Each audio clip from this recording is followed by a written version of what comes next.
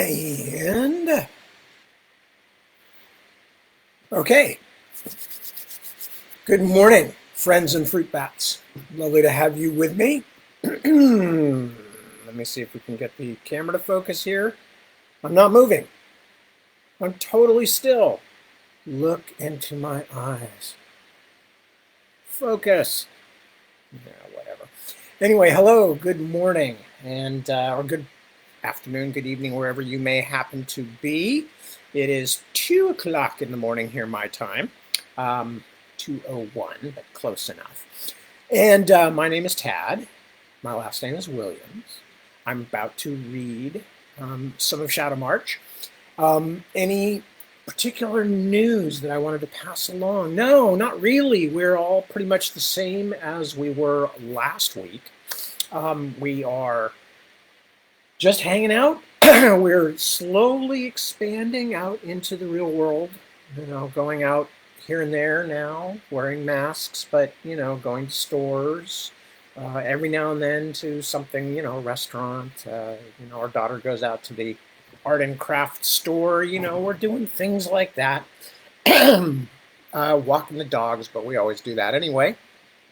And just generally moving back towards something resembling normality, or as much as anybody can find in this crazy world in which we all live, as far as I know. As far as I know, everybody out there is living in the world, but, who knows? Things fly off into space, and several 100 million years from now, somebody may actually find a broadcast version of this out in some other galaxy and say, what the hell was he talking about? And that's okay. Anyway, so that's what's going on here. Not much, really. We're just all hanging out. We're doing the stuff that we're normally doing. I'm working on Navigator's Children Part 1 of 2, which I'm almost finished with, at which point I will be sending it off to all the kind people who help me not to make too many mistakes. They do their best. Of course, I do still manage to make the occasional mistake because I am dogged and determined. And when I want to make a mistake, I will make a mistake. So there. But they do their best anyway. So let me say hello to everybody, and then I'm going to start reading, I guess, since I don't really have a lot to talk about. I'm trying to think. I've just been rereading a very good science fiction story, by the way. This is on my mind because I've been thinking about, like I said, doing a non-reading kind of a broadcast thing. And one of the things that one is tempted to do, I've been watching various people's rock and roll videos, and not that that's like the only thing I'd want to talk about by any means, but just that kind of idea of just sharing stuff and saying, hey, do you know about this? Have you seen this? Have you read this? What was this like for you? Here's what it was like for me. So that's the kind of thing I'm thinking about doing.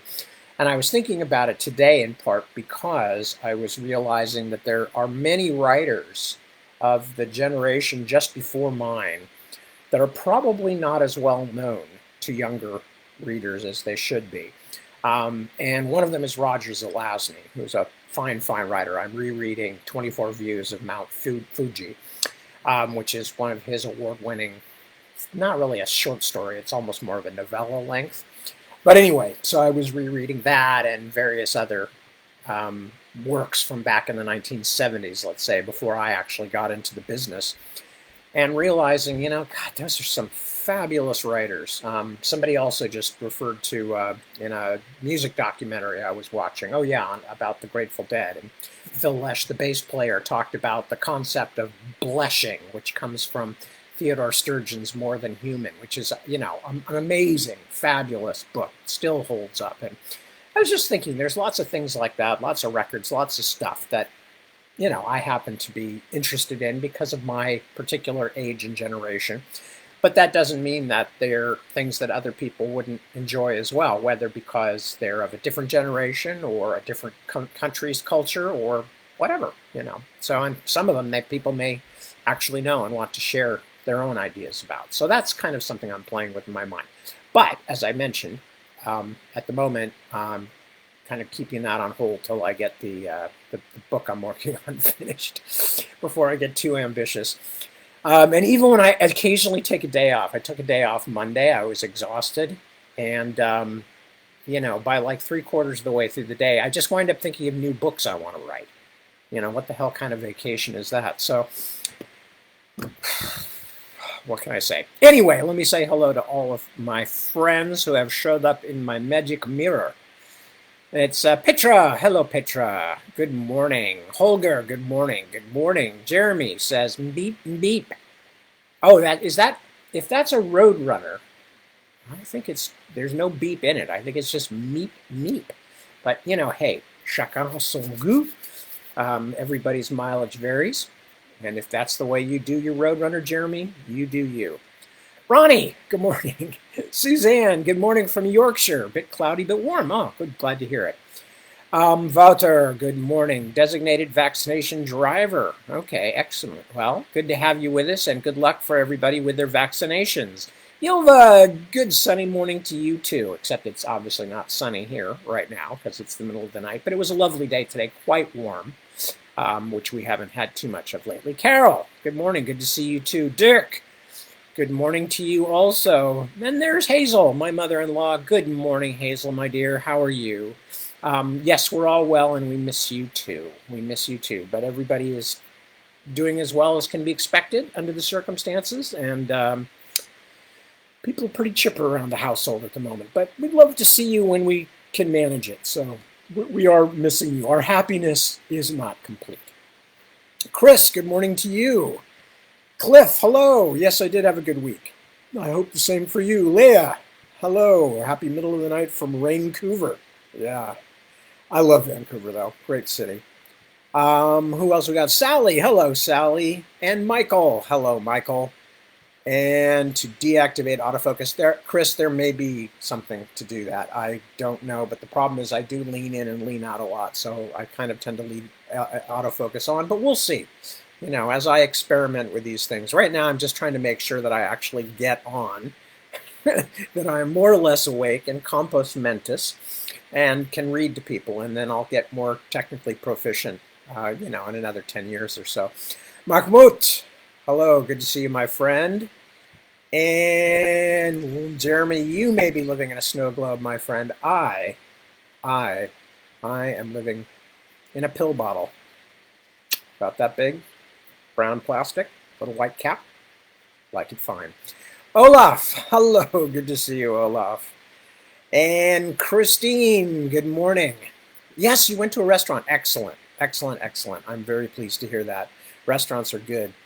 Mike, you're going to have to do something about this. You can't just have other things all the time, that my God is a jealous God. Well, I don't know what that means, actually, and I'm not jealous. Paul, hello. Morning. Happy days in Scotland. Hope things are good there. I love Scotland. It's another one of my favorite places to go to. Haven't been there since I was in Glasgow about 3 years ago, 4 years ago, 3 years ago, 2018, I think it was, when Deb and I were there on a as part of a big, complicated tour, going to many different places. And then we basically nipped back briefly to the UK. And Deb and I Deb had been staying with her family in the Midlands, in the West Midlands, and we met up in Glasgow and had a lovely evening. I don't even remember what happened after that. It was all a blur. That's the thing about traveling. You meet all kinds of really nice people, but if somebody said to me the next day, "Where are you?" usually in most places it would take me a few moments, and I'd have to kind of do it, like it's like the old joke about the kid in class who gets asked, and first day of school, "And what's your name?" And the kid goes, "Stephen." And the teacher says, "What was all that about?" And he said, "Happy birthday to you. Happy birthday to you. Happy birthday, dear Stephen." And that's kind of how it is with me when it comes to like various cities I'm traveling. I remember the people very well, especially faces. I don't always remember names because obviously I meet hundreds of people when I'm on a book tour, but I remember faces.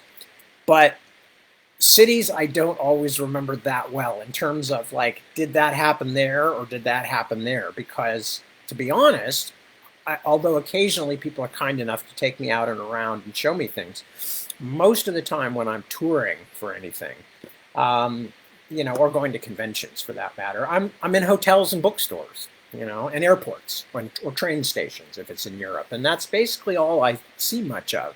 So I don't have a lot in the way of hooks, that I can go, "Oh, that was such and such a place." If I'm lucky, I remember what language everybody was speaking, and that at least narrows things down a bit. Anyway, what is going on here? Oh, Mike, your other thing is 14 months old. I do know that. When Mike obviously has a young child and is talking about how it might as well be his God, as you can see in the comment section. And I remember that very well, God, when Deb and I had our first child, who is Connor, who is now a gigantic, monstrous, shambling thing of 24. But when we first had him, and for a variety of reasons, most of our friends at that time did not have kids. We met those parents later on through schools and stuff. But at that moment in history, our friends circle that we were the only ones having kids at that time.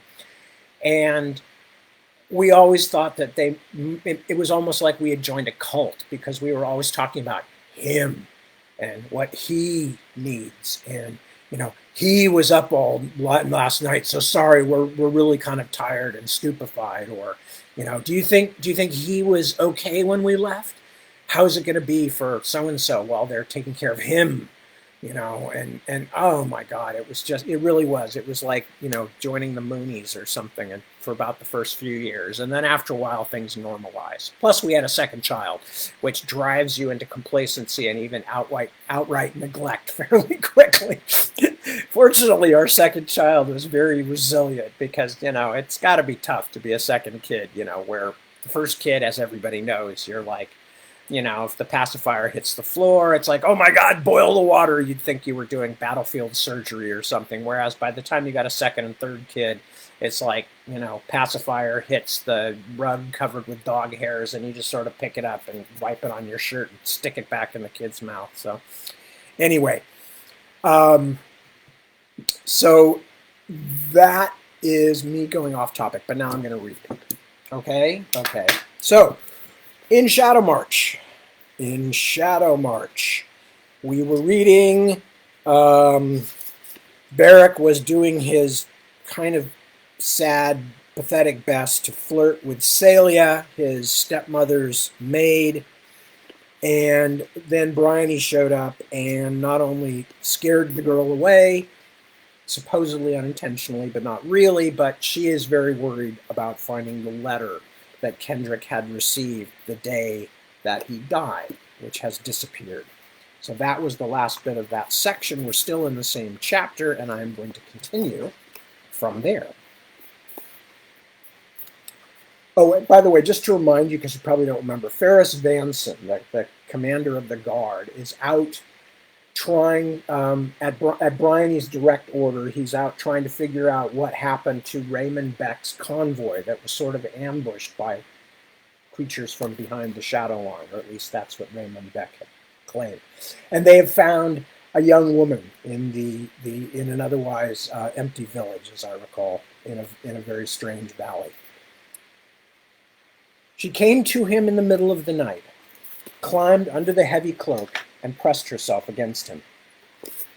For a moment he took it as part of his dream and pulled her close, calling her by a name he knew he should not utter even half asleep. But then he felt her trembling and smelled the smoke and damp in her clothes, and he was awake. "What are you doing?"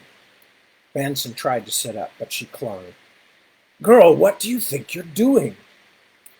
She pushed her head against his chest. "Cold," she moaned. "Hold me." The fire was nothing but embers now. A few of the horses moved restlessly on their tethers, but none of the other men were stirring. The girl slid her hard, thin little body against him, desperate for comfort, and for a moment his loneliness and fear made the temptation great. But Vanson remembered the frightened child look, the terror that he had seen peering out of the young woman's eyes like a wounded animal driven into a thicket. He pulled free.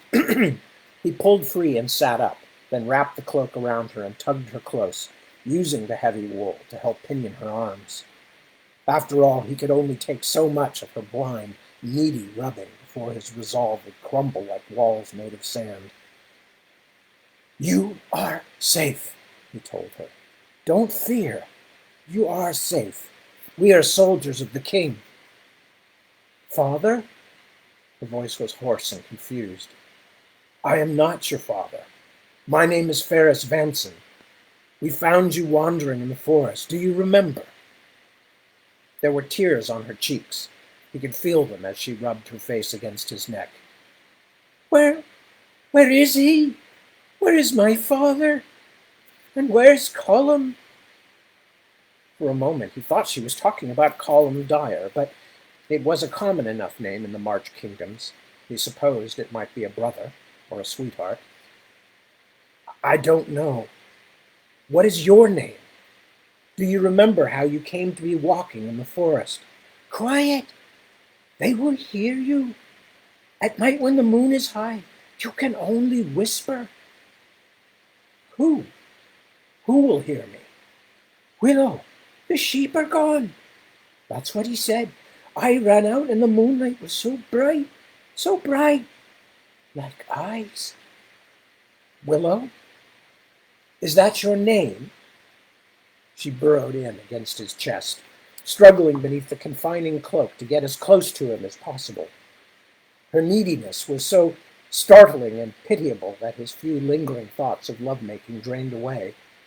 She was like a puppy or kitten standing beside its dead mother, nosing at a body gone cold. What happened to her father then, he wondered, and this Colum? "How did you come to be in the forest, Willow? That is your name, isn't it? How did you come to be in the forest?" Her blind groping slowed, but more from the exhaustion of fighting against the folds of the heavy cloak, he thought, than from diminishing fear.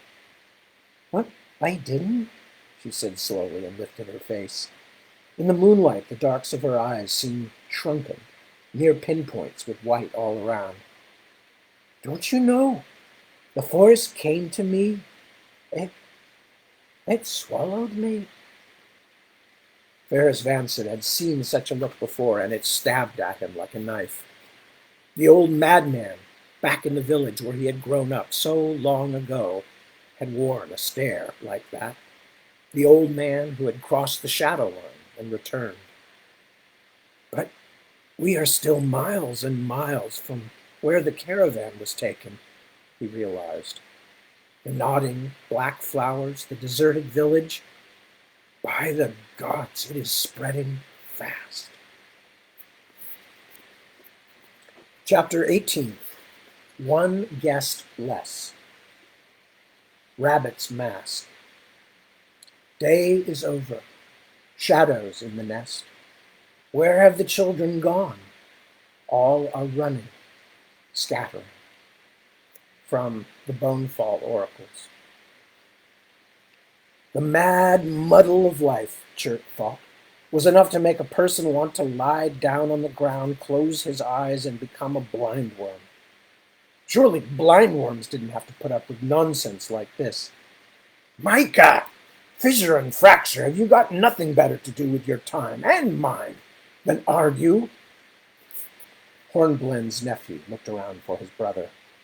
Both of them could be difficult by themselves, but they were much less willing to put up a fight when they were on their own. It's not right, Chert, putting tunnels here. It's too deep, too close to the mysteries. If it collapses through to the next level, they'll be right on top of where they shouldn't be. It's not your place to decide. The king's people want this tunnel system made bigger, and that's what we're going to do. Cinnabar and the other chiefs of the guild have approved the plans. Micah scowled. They haven't been here. Most of them haven't worked raw stone in years, and it's been even longer since any of them have been here. He brightened as his brother approached. Tell him. Tell me what? Chert took a deep breath. It had been a strange last few days since the bizarre miniature pageant on the castle roof. His head was so full of confusing thoughts and questions, he could scarcely keep his mind on his work. That was the problem, of course.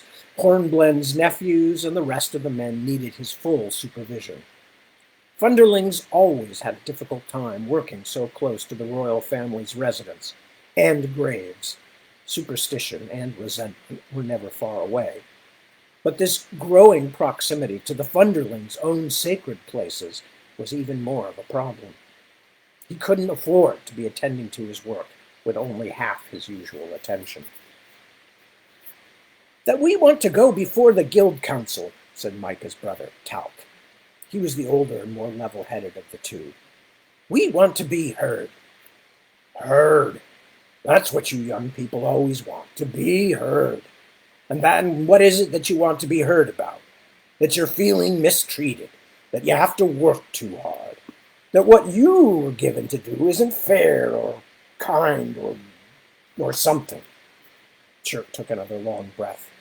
Do you think your uncle or I ever got to ask so many questions? We took the work we were given to do, and we're grateful for it.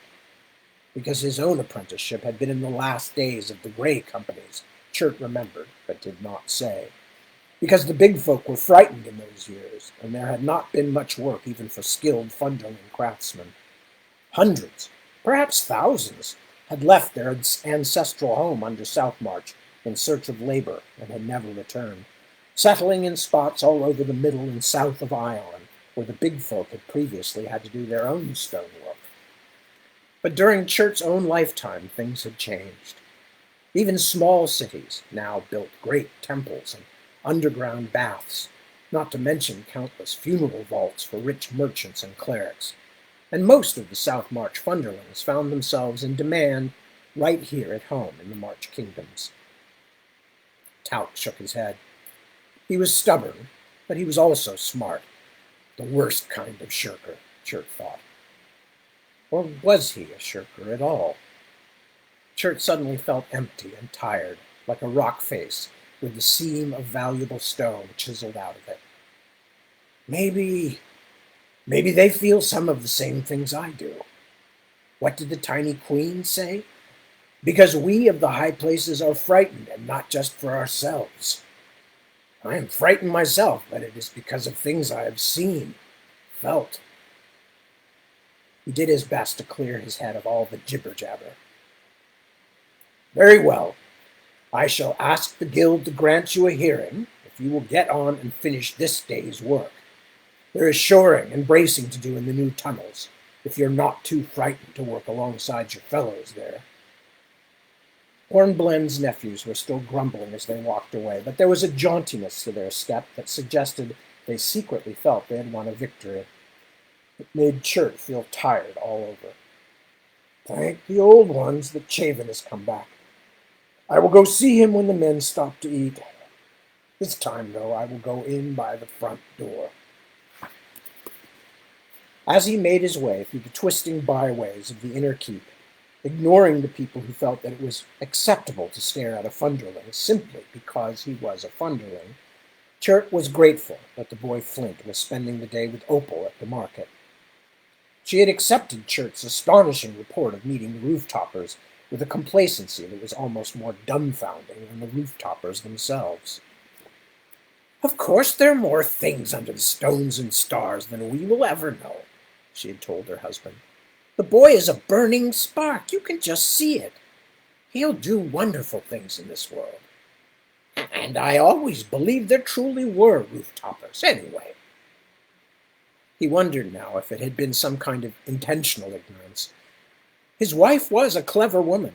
Surely she couldn't think this was the ordinary way of life. Was she afraid of what these many new things portended? Flint himself, the shadow line, this news of fabled creatures hiding in the roofs who talked of coming disaster, and so she covered it all in a blanket of the familiar. Chert realized that he had shared very little of his own fear with Opal. A part of him wanted to continue that way, protecting her, which felt like his rightful duty.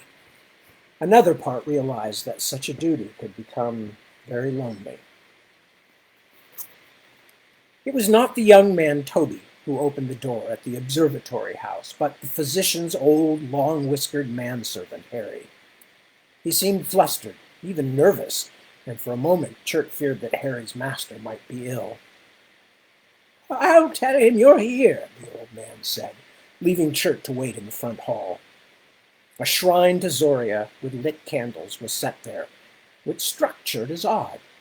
Surely, if the court physician were going to have a shrine to the gods of the big people, shouldn't it be a trigonate altar?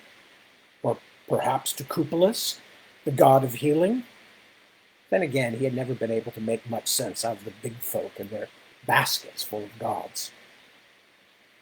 Harry came back, his expression still unsettled, and beckoned Chert down the corridor toward the chambers in which Chavin conducted his experiments. Perhaps that explained the manservant's behavior. His master was doing something that he thought was dangerous. To his surprise, Chert found when he stepped into the dark room with its long high table piled with books and unfamiliar equipment, measuring devices, lenses, things for grinding and mixing substances, bottles and jars and candles, on seemingly every one of the very few empty surfaces, that Chavin was not alone. "I've seen this young fellow before," he thought for a puzzled moment. The red-haired youth looked up as the door closed behind Chert. "It's a Funderling." Chavin turned and smiled at Chert. "You say that as though it were a surprise, Highness. Yet I imagine you have noticed that everyone in this room is aware that my friend Chert is a Funderling." The boy frowned. He was dressed from head to foot in black. Shoes, hose, doublet, even his soft hat. Chert knew who he was now, and tried to keep the astonishment off his face as the boy complained, "You are mocking me, Chavin." "A little, Highness." He turned to Chert. "This is one of our regents, Prince Barrack.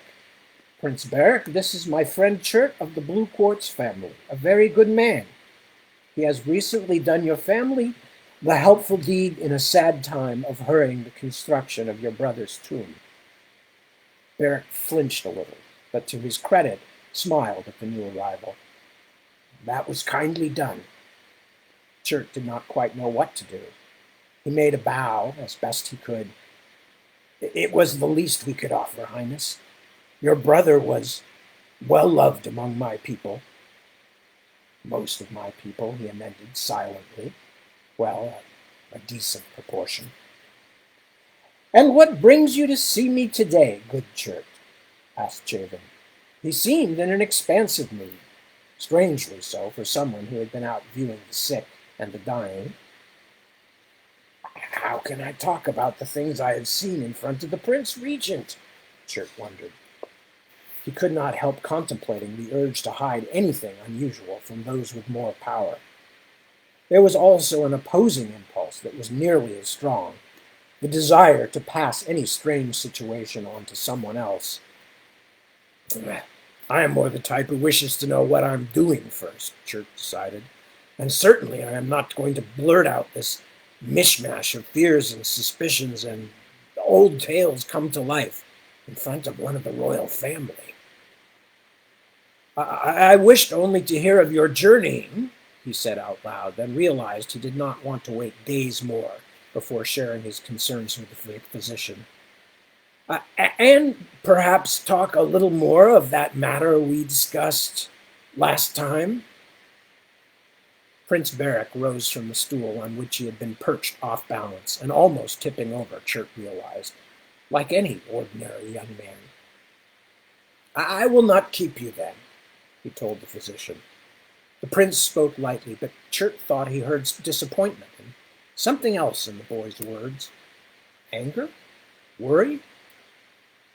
But I would speak to you again.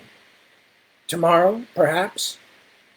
Of course, Highness. I am at your service always. In the meantime, perhaps a glass of fortified wine before bed would help a bit. And please remember what I said. Things always look different when night is on the world. Here, let me escort you to the door. Beric rolled his eyes. My guards are in the kitchen bothering your housekeeper and her daughter. Since Kendrick was killed, I cannot go anywhere without bumping elbows with men in armor. It was all I could do to convince them I did not want them in the room with me here. He waved his good hand. I will find my own way out.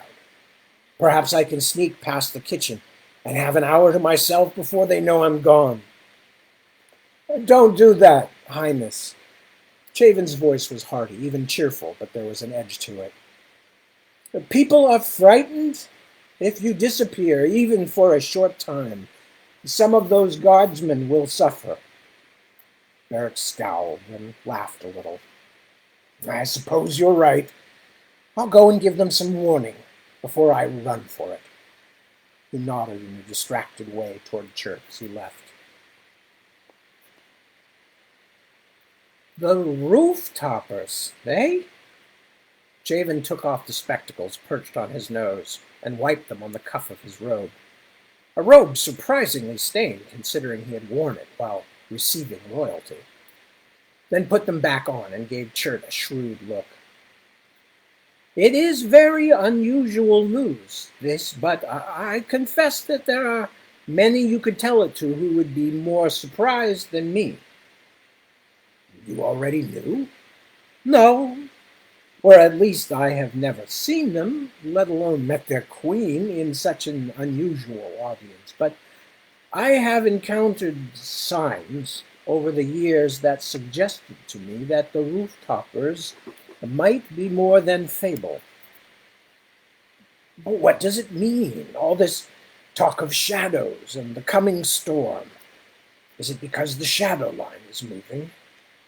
There's talk back home in Quarry Square that something came across the shadow line in the hills to the west and took an entire caravan. For once, the talk is right, said Chavin, and quickly told his guest the merchant Raymond Beck's story. Even now, the prince and princess have sent a company of soldiers to the place it happened. Chert shook his head. I cannot believe it. I am more than ever certain that the old tales are coming to life. It is a curse to live in such times. Perhaps, but out of great fear and danger, heroism and beauty can come too. I'm not your man for heroes, said Chert. Give me a soft seam and a hot meal at the end of the day. Chavin smiled. I am not so fond of heroism myself, he said, but there is a part of me, my curiosity, I suppose, that dislikes too much comfort. It is, I think, the despoiler of learning, or at least of true understanding. Chert suppressed a shudder. Whatever sort of lessons the roof-toppers spoke of. Old night! That has a terrible sound. And the Lord of the Peak who warned them, some roof-topper god, no doubt. In any case, those are the sort of lessons I would rather avoid. The Lord of the Peak. Chavin's demeanor seemed to grow a little cool. Is that what they said? Yes, didn't I tell you? I must have forgot. They said the truth of all this was spoken to them by the Lord of the Peak. Chavin stared at him for a moment, as from a distance, and Chert feared he had offended somehow against their old but constrained friendship. Well, I expect you are right, the physician said at last. It is some god of theirs. He moved suddenly, rubbed his hands together. It is good of you to bring this all to me. Your pardon, but you have given me much that is new to think on, and I have more than the royal family's physical bodies in my care. It was strange to see Prince Bear. He is so young. He and his sister are both growing older quickly. These are harsh times. Now, I hope you will pardon me, good Chert. I have much to do. With a distinct feeling that he was being hurried out, Chert had almost reached the door when he remembered. Oh, and I have something else for you. He fumbled in the pocket of his jerkin, withdrew the unusual stone. The child, Flint, the one you met, he found this near the Eden family graveyard. I have lived and worked with stone as man and boy, but I have never seen anything like it. I thought perhaps you could tell me what it is. A sudden thought. It did not occur to me, but it was with me when I met the roof-toppers. Their little nose man said he could smell evil. I thought perhaps it was the scent of the Shadowlands still on Flint, but perhaps it was this. Chavin took it, gave it a quick glance. He did not seem impressed. Perhaps, he said, or perhaps it was all part of the incomprehensible politic of the roof-toppers. They are an old race about which we know little in these days. In any case, I will examine it carefully, Chert. He gave it another look, then slipped it into one of the sleeves of his robe. And now, good morning. We will talk longer when I am not just come back from the countryside. Chert hesitated again. Chavin had never before made him feel unwelcome. He wanted to probe the unfamiliar situation, like a sore tooth. And your journey went well. As well as could be hoped. The fever that struck the prince has come to many houses, but I do not think it was what I once feared, something that comes from beyond the shadow line. He stood patiently by the door. Thank you for your time, the Thunderling told him. Farewell, and I hope I will see you again soon. I shall look forward to it, Chavin said as he closed the door firmly behind him. The sky was high and clear today, but cold air stabbed down from the north, and Bryony was glad of her warm boots. Not everyone seemed to approve of her manlike choice of clothing. Woolen hose and a tunic that had once been Barrett's. Avon Brone took one look at her and snorted, but then hurried into the day's business, as if he did not trust himself to comment on her apparel. Instead, he complained about the fact that her brother apparently could not be bothered to attend. The prince's time and reasons are his own, Bryony said, but secretly she was not displeased. She had reasons to hurry, and although she did her best to attend to the matters to be settled, the taxes to be assessed, the countless stories whose only desired audience was her royal self, she was distracted and paid only intermittent attention. Finished, she stopped and went to a meal of cold chicken and bread in her own chambers. She would rather have had something warmer on such a day, but she had an assignation to keep. What a way to think of it! She was amused and a little ashamed. It is business, the crown's business, and overdue. But she couldn't completely convince even herself. Rose and Moina were in a frenzy of disapproval of her behavior today. both her immodest, masculine garb and her choice of meetings. Although they were neither of them forward enough to say much, it quickly became clear that the young noblewomen had been intriguing between themselves and would not be sent away without a fuss. After Bryony's heated words were met with fierce resistance, but couched in the terms of purest obedience to their mistress' commands, of course, she gave up and allowed them to accompany her. It is just as well, she told herself. It is perfectly innocent after all, and now there will be no whispering gossip.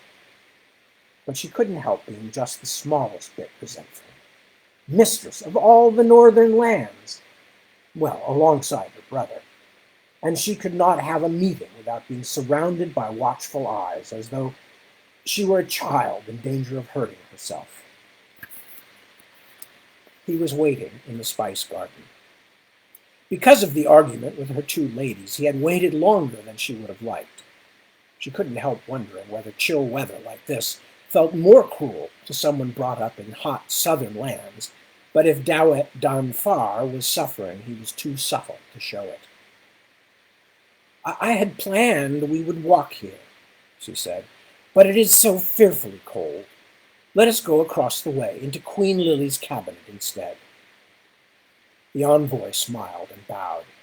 Perhaps he was indeed glad to go somewhere warmer. But you seem to have dressed for the weather, he commented, looking her up and down. Bryony was disgusted to find herself blushing. The cabinet room was modest in size, just a place where Anglin's granddaughter had liked to sit and sew and enjoy the smells of the spice garden. At first, all of Bryony's guards seemed determined to join her in the cozy little paneled room, but this was too much. She sent all but two out again. This pair took up positions near the door, where they could watch Rose and Moina doing needlework. Then all four of them settled down to keep a close, if covert, eye on their mistress. "I trust I find you well, Lord Dawet?" she asked when they had both been served with mulled wine. "As well as can be expected, Highness," he sipped. "I confess that days like this, when the wind bites, I miss Hyrosol." "As well you might. It is very unwonted, this cold weather, but the season finally seems to have changed. We had been having unusually warm days for Decameron, after all." He seemed about to say something, then pursed his mouth. "And is it truly the weather that causes you to be dressed this way, Highness?" He indicated the thick hose and the long tunic, one of Barrett's that he never wore, that she had so carefully altered to fit her own slimmer waist and wider hips. "I sense you do not approve, Lord Dawet." "With respect, Highness, I do not. It seems to be a sin against nature to dress a woman, especially one as young and fair as yourself, in this coarse manner." "Coarse? This is a prince's tunic, a prince's doublet. Here, see the gold fretwork. Surely it is not coarse." He frowned. It was a much greater pleasure than she would have guessed to see him discomfited, like watching a supercilious cat take a clumsy fall. "They are men's clothes, Princess Bryony. However rich the fabric and workmanship, they make coarse what is naturally fine. So the mere fact of what I wear can make me less than fine, less than noble. I fear that leaves me very little room in which to maneuver, Lord Dawet, if I am already so close to coarseness that a mere doublet can carry me to it." He smiled, but it was a surprisingly angry expression. "You seek to make sport of me, Highness, and you may. But you seem to ask whether I approved, and I would be honest with you. I do not. If I were your sister, then Would you forbid me to dress this way? If you were my sister or any other woman whose honor was given into my keeping, yes, I certainly would forbid you.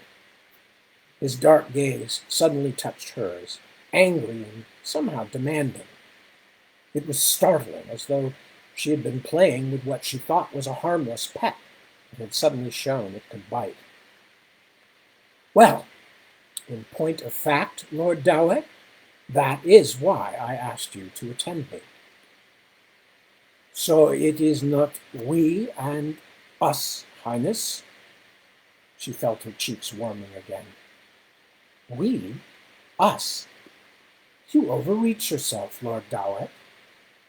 He bowed his head, but she glimpsed the tiniest hint of a smile, the old one, the self-satisfied one.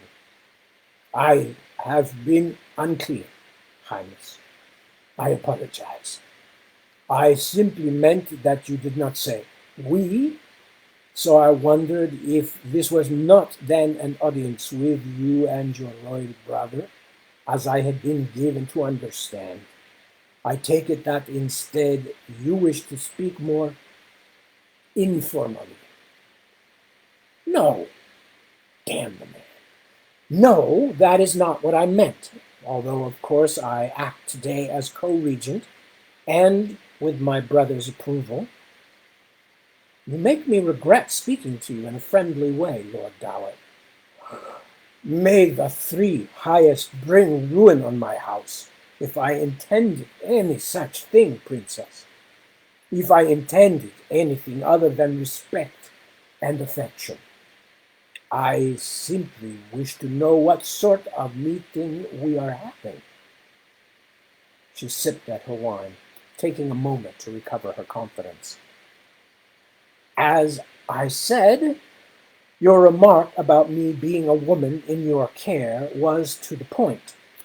Only a few weeks gone, I might have been just such a forlorn creature, sent with you to marry your lord, like a bit of tribute. Do not forget, Lord Dowett, you come here as the ambassador of our enemy. You have greater enemies than my master Ludus, Highness. And I feared you also have friends who are even less trustworthy than me. But forgive me, I have interrupted you. Again, I am unforgivably rude. He had flustered her again, but the anger gave her something to grip, a certain leverage. It is finally time for the crown of Southmarch and the March kingdoms to return an answer to your master, the protector of Hyrosol, and his offer of marriage.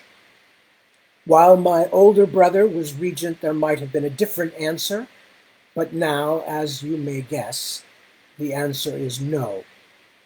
We will ransom my father with money, not my maidenhood. If Ludus wishes to beggar the northern kingdoms, then he will find that when the autarch comes to his front door, Hyrosol will get no assistance from the north.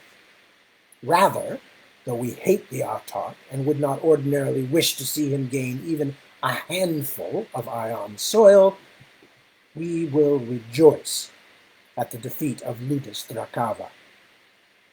She paused, slowing her breath, making her voice firm. But if he sees another way, if King Olin might be released for something less than this exorbitant amount of gold, for instance, then Ludus might discover he has allies here that will stand him well in days ahead. Dowett raised an eyebrow. Is that the message you wish me to give him, Princess Bryony? It is. He nodded his head slowly. And do I take this to mean that I am no longer a prisoner? That my escort and I are free to go back to Hyrosol? Do you doubt my word? No, Highness. But sometimes things happen beyond the echo of a prince's voice. Avon Brone, the Lord Constable, knows my wishes, our wishes. He will return your men's arms. Your ship is prepared already, I think. Your castellan was kind enough to arrange that no harm should come to it, and that I could keep on it a small crew to see that things stayed in order. Dowett grinned. I confess that although I will in many ways regret leaving, it is good to know that I will have my freedom again, even though you will be one guest the less. Guest, indeed. Whatever you believe, Lord Dowett, I do not think you can say we treated you much like a prisoner. Oh, a valued prisoner, at the worst, he said. But that is small solace to one who has spent years of his life living on horseback, never sleeping in the same place twice. He stirred. Do I have leave to go and begin the preparations? Of course.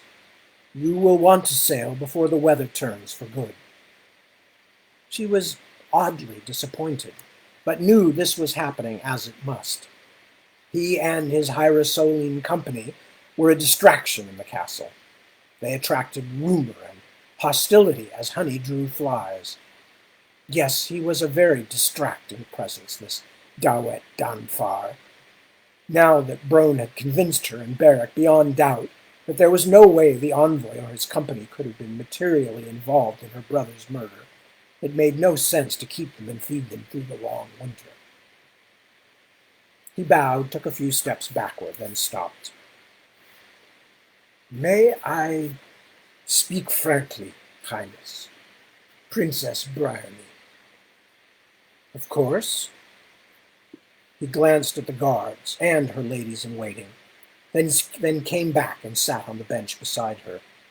This close, he smelled of leather and some sweet hair oil. Bryony saw Rose and Moina exchange a look. I will take you at your word, mistress, and hope you have played me fairly, he said quietly. Listen carefully to me, please. I am glad you did not accept the suit of my lord Lucas. I think you would not have found life at his court very enjoyable. Mostly, I suspect my master's interests and amusements would not have been to your taste. But I hope someday you can see the Southlands, Princess, and perhaps even Zand, or at least those parts of it not choking under the Autarch's control.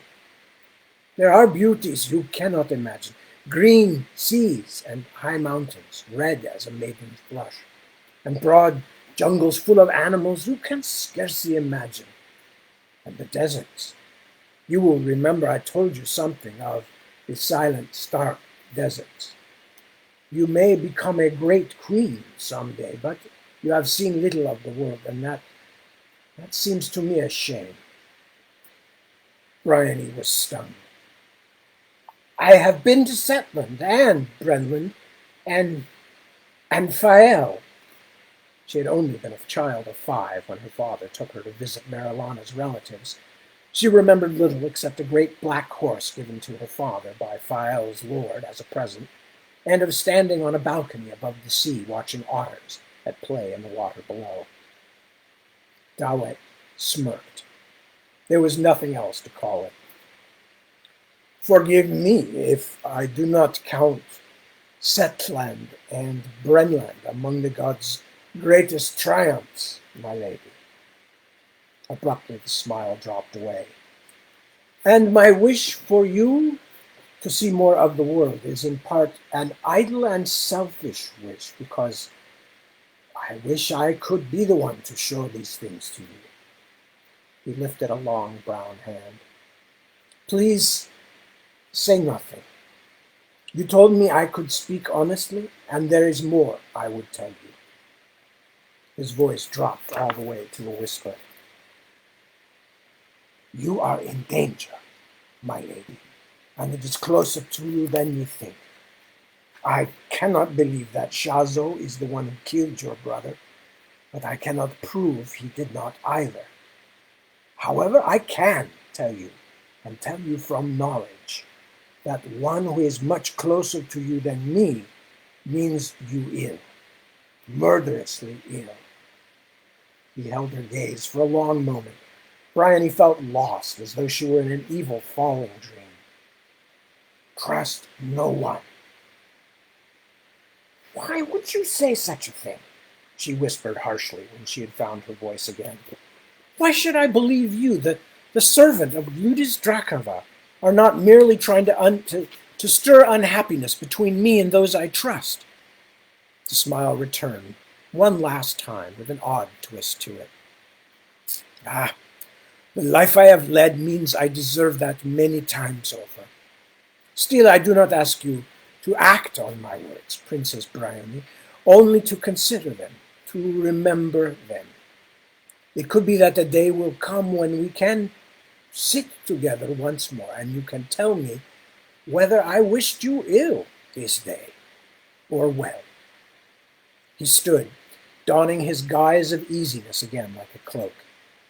I hope you will be more suitably dressed, of course. He took her hand in a most ostentatious manner, brushed his lips upon it. Everyone else in the room was staring openly. I thank you and your brother for your generous hospitality, Princess, and I grieve for your loss. I will give your message to my master in Hyrosol. He bowed and left the cabinet. I am quite sick of watching the two of you murmur, Bryony growled at her ladies-in-waiting. She didn't quite know what she was feeling, but it was not pleasant. Go away. I want to be by myself for a while. I want to think.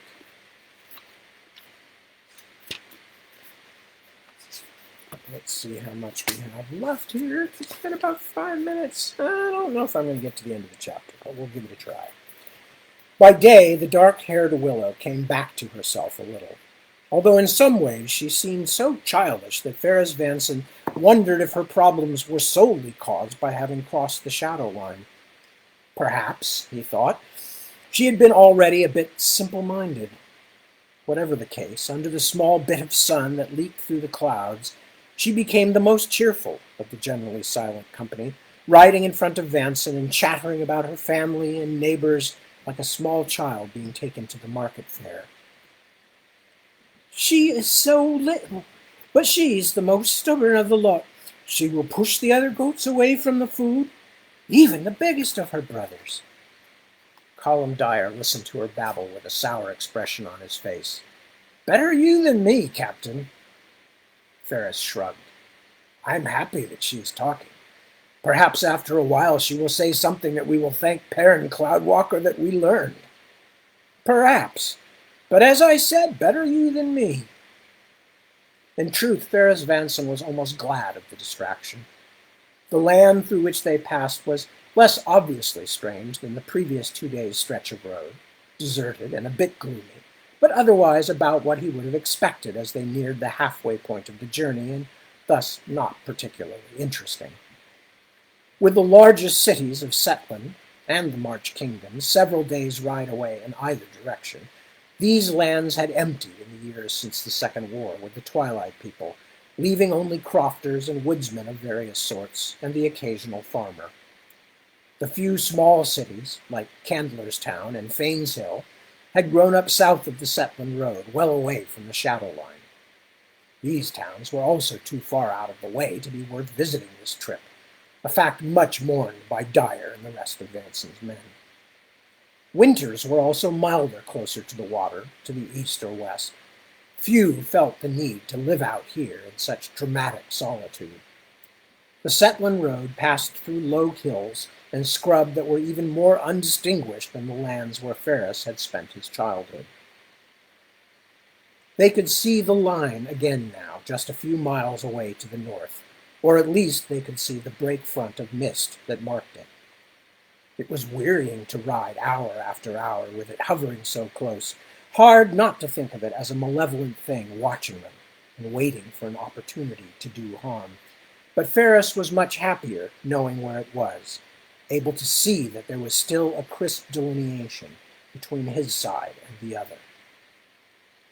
Willow had moved from goats to the topic of her father and swine, and was explaining what her sire had to say about letting the hogs scavenge for mast, for the oak corns, as she called them. Vanson, who had spent most of the last 10 years of his life trying to forget about raising hogs and sheep, leaned over and asked her, "And what of Colum? Your brother?" Either his guess was correct, or she was madder than he supposed. "He would rather pick rushes than follow the pigs. He is a quiet one, our Colum. Only 10 winters. Such dreams he has." "And where is he now?" He was trying to discover if there was any sense or meaning behind some of the things she said. Her look turned sad, even frightened, and he was almost sorry he'd asked. "In the middle of the night, he went. The moon called him," he said. "I tried to go too. He's just a little one. But our father, he grabbed me and would not let me through the door." As if the subject caused her pain, she began talking again about cutting the rushes for rush candles, another activity Vanson knew only too well. "It would not have taken much calling by the moon or anything else to make me run away," Vanson remembered. "But somehow I do not think this girl's brother has gone to the city to make his fortune." And that's where we're going to stop, because I just realized it's several more pages till the end. It'll probably take me till quarter after. And as you may guess, excuse me, my reading abilities start to get a little bit squicky at this time of the night. So we'll stop now. And with that, we will start to wrap it up. So I will continue. I will finish the last few pages of that chapter and begin at least one more chapter this coming evening, since this is now 3 o'clock Sunday morning. Sunday evening at 7 p.m., I will return to read. I hope you will be with me. And as always, thank you so much for hanging out with me. And thank you so much for helping to take care of those around you, as I know many of you are doing. And thank you for making me feel like I have something to contribute to, which is a nice thing to feel. Anyway, with that, and with all them words, and really that's all I have to give are words, but I got a lot of them. With that, I say good night. Thank you again for joining me, and we'll see you real soon. Peace.